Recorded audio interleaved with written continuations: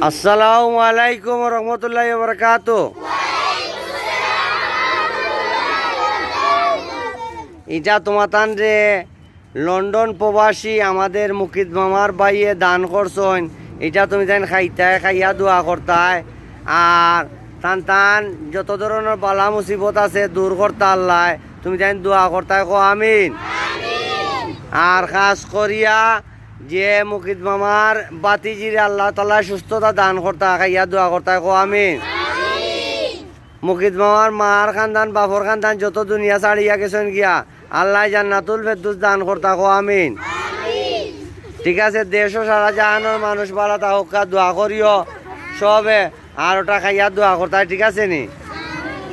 খুশি নি সব? সিজনি গ্যাসের সিলিন্ডার লইয়া দিছিলা তাইন, ও তাইন গরুও দিছইন।